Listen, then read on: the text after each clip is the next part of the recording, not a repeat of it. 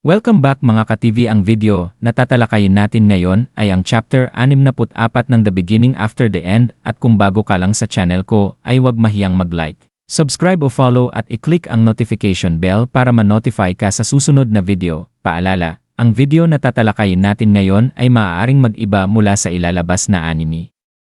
Hindi ko inaangkin ang mga drawing o anumang materyales na ipapakita. Ang layunin ko ay magpakita ng suporta at magbigay ng impormasyon tungkol dito. Ang lahat ng kredito ay nananatili sa mga orihinal na may-ari. Maraming salamat. Habang sina Arthur, Jasmine, at Broud ay naghahanda upang magpatuloy sa mas malalim na bahagi ng dungsyon. Hinarang sila ng makakapal at agresibong mga baging. Determinado silang makalampas, kaya sumigaw si Arthur ng "Let's break through" upang pasiglahin ang grupo. Si Jasmine ay gumamit ng kanyang mahahabang hiwa ng wind magic upang putulin ang mga baging ng may kahusayan, habang si Broud ay humampas gamit ang kanyang espada na may kasamang apoy. Si Arthur naman ay ginamit ang kanyang bughaw na apoy na may kasamang matalim na espada upang pira-pirasuhin ang mga hadlang.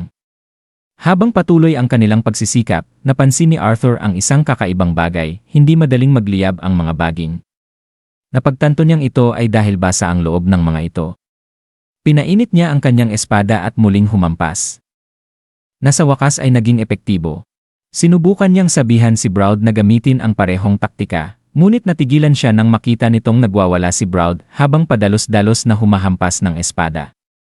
Pasigaw nitong sinabi na hindi siya matatalo ng ilang oversized roots, ngunit sa isip ni Arthur, napansin niyang delikado na ang pagiging padalos-dalos ni Broud. Samantala, si Jasmine ay patuloy na kalmado at maayos sa pagputol ng mga baging, kaya't nagpasya si Arthur na hindi na niya ito kailangang tulungan.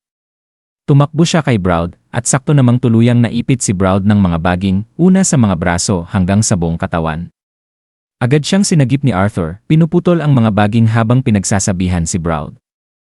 Tinanong niya ito kung ang dahilan ng pagbanggit ni Broud na ito na ang huli niyang raid ay dahil gusto nitong mamatay.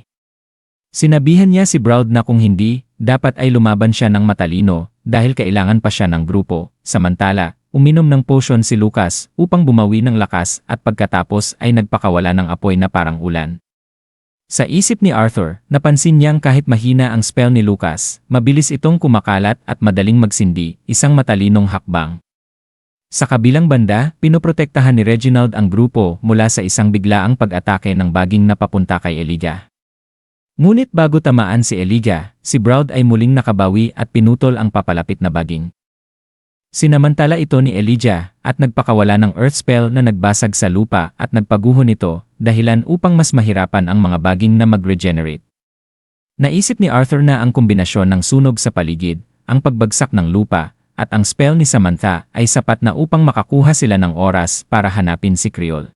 Habang si Samantha ay naghahanda ng isang spell, na-activate niya ito at tumulong sa grupo upang makakuha ng kalamangan.